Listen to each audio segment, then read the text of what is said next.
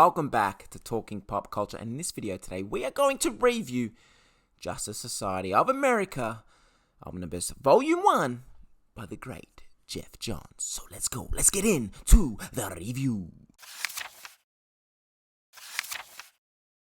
Now, I don't have an actual physical copy of the book. I am a cheapskate and I read them all on the DC Infinite app. It's got a nice little reading order that gives you everything that's pretty much on the Omnibus, which consists of the main issues of 1 to 25 and then has a whole bunch of mini-series and one-shots, a lot to be honest, which you don't really need to read. So maybe if you want to skip all the other stuff and want to get quickly through the story, maybe buy it in the volumes instead of the Omnibus. But one thing I recommend you do before reading this book, luckily I have read Kingdom Come, because there are things that happen in Kingdom Come that get introduced into the JSA. Now this book is written by Geoff Johns, and mind you, it is written in his prime. Now we know I hate a lot of dialogue, but Geoff Johns' dialogue, man, I can keep on reading forever because it's actually entertaining, it actually has you drawn in, and it actually has you interested compared to a lot of other people that just write so much dialogue and just have you lost. I've never read a Justice Society America book nor any of the characters. I've always been just the main kind of Flash,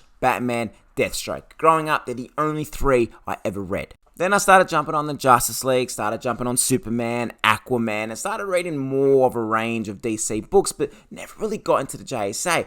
I found I was more interested in the mainline characters. They suited me more, and I know that the JSA are the OGs, and some people might be offended by me saying that, Batman, Superman, the mainline, but hey, they're the characters that made the comics big. But then the Black Adam film came out and I thought, you know what? The JSA are kick-ass in this film. That means the comics have to be just as good, right? And then I started reading this. And I can tell you now, I did not want to put the phone down while I was reading on my breaks at work. I was taking a little bit extra time. I hope my boss isn't watching, because I just wanted to finish the issue, because this book just had me hook, line, and sinker. I felt a connection with every character, especially Wildcat and Starman, Stargirl and Cyclone. They are probably my 4 favorite in this book. And then the main antagonist, Gog.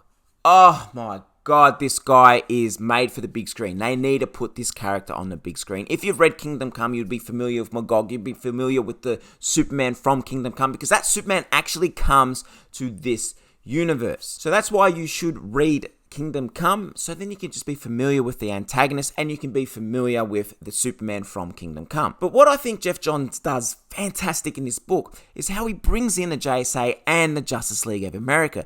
They kind of help each other every now and then, but the Justice League of America aren't in there as much and letting the JSA shine. If you've never read a JSA book, I would highly recommend you start with this. This is the first book I've read and I've absolutely loved it. I'm sure a lot of people out there that are fans of JSA would have other books to recommend, but me, as a first-time reader, as a JSA, and if you're a first-time reader, I promise you, pick this book up. It is amazing. You do not have to worry about knowing anything about any characters. They do use the multiverse a lot and give you characters that shit I never even heard of, but Geoff Johns does a great job of explaining those characters and teaching you about them. It has a roller coaster ride of emotions. Not only that, it will have you, like I said earlier in the video, just stuck in the book, not wanting to put it down. The action scenes is just absolutely epic, and that's because the artwork in this book is just as great as the story. Honestly, the art makes the story just as good. Gog looks absolutely amazing. He looks just intimidating. All the heroes look amazing. The scenery, just everything about this book, honestly, it is a near perfection. So seriously, if you want a book where you will be on the fence with the good guy and the bad guy, you'll be right down the middle, torn on who to follow, pick this book up. With all that being said, my final rating of this book, being that I said it's near perfection, a 9.5 out of 10. All hail Gog. Thank you for watching. Be sure to hit that subscribe button. Once we hit that 500 subscribers, going to give away some books. I'm going to give away an Amazon gift card, and I'm going to give away a mystery box of comics with a issue signed by a writer. So hit that sub button. Let's get to that 500. If you enjoyed the video, give it the thumbs up. And hey, the next video, just warning, is going to be a bit of a stirring of the pot, okay? I know, hopefully people don't get upset or offended. It's just me having some fun. Me and a mate were having a chat, having a little gas bag the other day, and we're just talking about the different types of collectors. And then, we just started brainstorming it. So I thought I'd bring the conversation to you guys, so please don't. Just it's just some fun. But thanks for watching. I'll see y'all soon. Peace!